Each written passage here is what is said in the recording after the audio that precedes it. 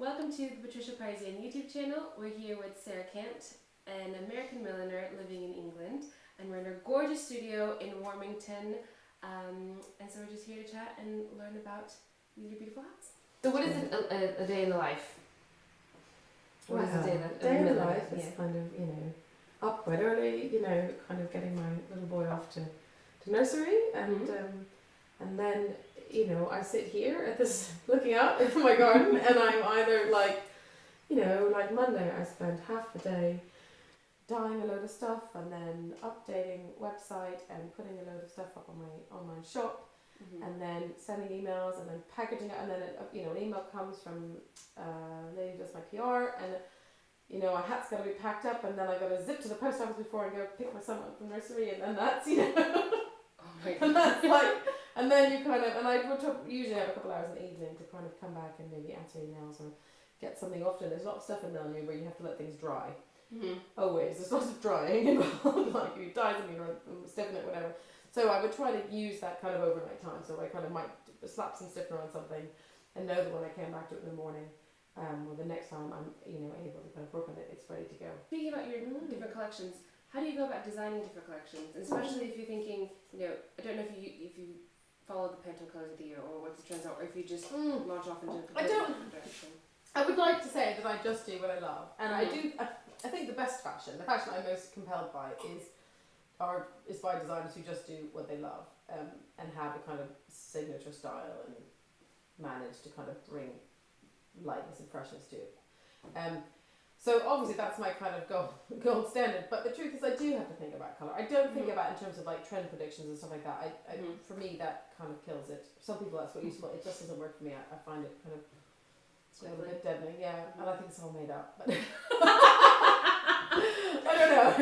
Anyway, but I do think about it, and then certainly, Nikki who does my PR is just amazing at kind of brand advice, branding, right? And she would sort of say, look, Sarah, we've had so many call-ins for floral stuff and coloured, and your collection is quite graphic, and you've got a lot of heavy colours. Maybe we need to think about next year kind of rebalancing and whatever. So in fact, my collection this summer is quite light, and I've gone really light, like they're quite light pastels and quite sort of, I don't know, icy pastels, and I have brought in more sort of floral things, which I used to do loads over the past, and I kind of had a little break from. So I am thinking about think about what's been called in to magazines, think about what customers are responding, think about what the buyers, there will always be a piece that the buyers will kind of really go for. So going back to, so you mentioned kind of these different events that they can go to see, say a party, ascot, weddings. What do you think, for people that don't know much about hats or aren't British, what kind of events would you use them for? And also, part B, how do you put them on? How do you wear them? So things you wear hats to. I think you can wear a hat to anything, really. I use the examples of kind of weddings and ascot or the races, because certainly even in the States there are, races, there are lots of sort of occasions. It's actually just, I don't know, you've got to feel confident in it. And you've got to accept, I think the thing about wearing a hat is you have to accept that people are going to notice you. Yeah. And I think a lot of times we dress and we just kind of want to feel good in yourself, but you don't always want to be like commented on, And I think if you wear a hat out in the world, people will make comment. And actually, they're quite delighted to see someone in a hat, and it's a really lovely thing. And I sometimes think if I'm at a wedding and I've got a hat on, which of course I do. You've got to wear a hat to practice what you preach. Yeah. In a way, the hat does a lot of work for me socially. Kind of people come up and they have conversation. They're not thinking, I'll go talk to that girl in the hat. But there's something which kind of, it's a social kind of enabler in a funny way. So I think that, actually, if you're kind of wearing, and you're thinking, oh, not everyone's going to wear a hat, just if you can kind of be comfortable and happy with the fact that people are going to kind of notice you, then I think, actually, it's brilliant, And I, when I was sort of first making hats, and I had a lot of friends who were kind of in theatre, and they would often just sort of pop one of my hats on with like a pair of jeans and a really amazing pair of shoes and go to a party and think, oh, that's, I'm really happy to be the centre of attention, and I think, oh, that's just lovely. Yeah. So you don't have to wear a hat with a dress or no, I don't think so. I think actually it's really lovely. I think, you know, you can have amazing sort of really tailored fashion, and then have with a hat, which is a really lovely, you know, really strong look. You know. What's the time frame generally? The designing, it goes over a longer time period because it will tend to overlap. Mostly, I've got my sketchbook with me on the train, and I'm going into London and I'm just drawing, and I'll have my set of images and I'll just start to kind of develop my ideas. So actually that's the kind of thing I dip in and out of quite a lot. I wouldn't, you know, sit down and just sort of think, right, this week I'm going to design a collection. It's much more about that rolling along in the back of my head. So I will kind of get there. I mean, probably as soon as I get my winter collection knocked on the head now, I will start a sketchbook for spring summer, so that by the time we get to the end of June, I'm kind of ready to make. I've got the designs ready. Mm-hmm. And I find for myself that I need that sort of dipping in and out of it, so I kind of, you know, I might sit on the train and sort of think, oh yeah, well I've got this sort of idea, and I have this shape in my mind that I want to try to work with, and so I'll start to kind of and actually this, you know, I won't just sit down and sort of draw this page up. I will probably do a bit of scratchy little pencil drawings, and then maybe I'll come back to another day with my paints and put a bit of colour in, and then think, what's it about when she turns her head? Let me do another drawing for the side and think about, you know, so it kind of, and then I might go away and sort of start to look at the materials. Mm-hmm. And think, okay, yeah, I've drawn this colour, but really what is that when it comes to the straws or the other things? What these flowers made out of? And then just sort of play with some materials and kind of lay that in, and then do some samples, and then it's kind of nailed down. Mm-hmm. It's beautiful. Beautiful. Can you have a look at it? Yeah, absolutely. Yeah, so I guess the question is really like what kind of hats you like to The wear. first one that drew my attention was that navy blue Oh, one. big hair is no problem, right? It's good. It's good. So what I'm going to do is I'm going to put this on you, and I'm going to put the elastic where I think it should sit. Okay. And then obviously, if we were doing this bespoke, I would make sure that elastic feels exactly the right length for you. Mm-hmm. Now the good thing about nice big hair is that it should feel quite comfortable on your head, Yeah. right? And Oh, this is beautiful.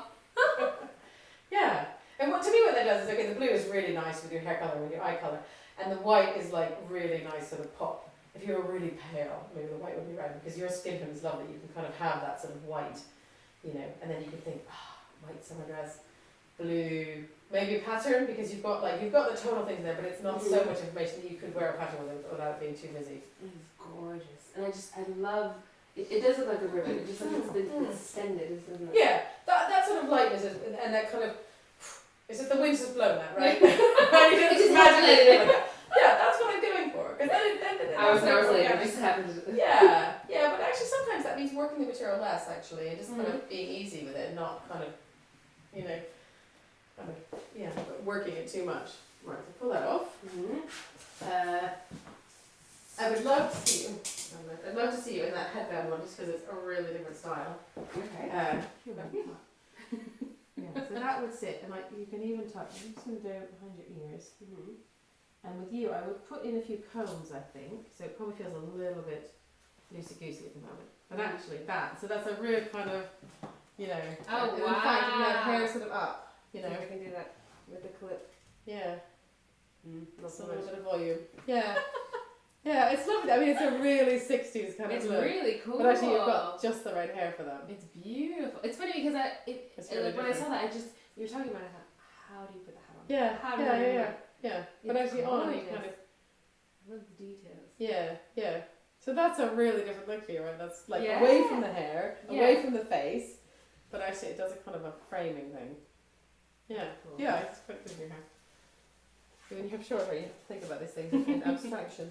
And then we should try a big brim on, just to get the, and that would grip into your hair quite nicely. So it might feel a little slippy when it's on at first, but let's just, so what I'm going to do is I'm going to sort of flick it around. Should I put my hair in a ponytail? No, I think you're alright. What is going on? Oh, sorry. No. Right, come back. Right under. Sorry to pull. No, it's fine. Okay, and then this wants to come right. It wants to come quite far forward on you. Yeah, so you can feel if I had a comb just there, it would lock into your hair, and that just gives you a. I think actually you could probably wear a even wider brim than that. You think so? Yeah, or at least maybe at an angle. I think you can kind of see. You've got this nice full head of hair. I think probably you almost have a symmetrical. I'm guessing you have a double crown. I actually don't know. No, yeah, I bet because you've got a lot of people will have a lot of full, really good head of hair. They've got double double crown, it means they've kind of got sort of quite balanced. So I think if you turn the mirror, I'm just going to hold it where I think it's. So if we put an angle on it. Oh, I like that. Yeah. See? And I never would have chosen that because I think it's almost too bold, or I don't know how to wear it. Yeah. It's amazing. Yeah, no, I think that if you got the combs in the right place, Mm-hmm. and it would feel really solid, Mm-hmm. and then you could kind of do anything with your hair. You could have it quite neatly back, or you could just kind of leave it down and it's sort of Generally have it going. like blow dried nicely. Yeah. Not just like the waves. These are just the daily like woke up. Yeah. So those are three quite different looks actually. Very different. Yeah. Yeah. All beautiful. Yeah. Thank you. Right, and they change. I mean, I find I learn a lot when I see a hat on a person. Mm-hmm. You know, I think, oh yeah, that's like one of the kind of. I develop a sense of like the way in which they work, but also I learn a lot when people try them on, and then I'm learning. Oh yeah, your face works that way. Mm-hmm. That's the bespoke process. Is kind of finding, giving someone the freedom because you're not in a shop.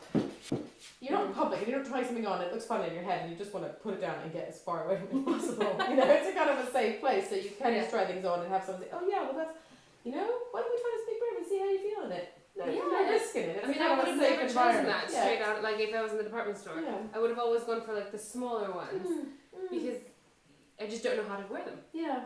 I think that's that kind of, there's a certain, the things you get when you come to someone who makes things, which is that sort of, it's a little bit safer, you can kind of just try things on, you have the freedom, and hopefully if the milliner's doing a job, but I always put the effort in not to put a lot of pressure on the person to make a decision or choose something to buy or to spend their pennies. I think it's really important to kind of just give them a bit of space to have a think about, try some things on, maybe go away and think about it, whatever. And then within that time, that sort of space, I'm learning about the customer and what they need and what really works for them and what they're worried about and what they're not, and that then helps me to sort of deliver something to them which is right for them. But definitely that kind of like freedom to just kind of try things on that you wouldn't, or entertain a different colour, is much easier to do that when you're with someone in their studio. And often it's like I'm going to think, oh yeah, that reminds me of this hat that's sample left over from a few seasons ago, and out it comes, and that's there's sort of all sorts of hidden hidden treasures that can go from that as well. This is amazing. Oh, well, thank you so much. It's a pleasure. Oh, what a delight. I mean, there's no other word for it. It's just been such a pleasure to speak with you, to learn about your life, what it's like, and also to try on some of your hats. I was always, I learn a lot when, someone comes and tries the hats on, because it kind of, everyone's head's different, right? Yeah, seriously. Yeah. What's inside and what's outside. So. Yeah, absolutely.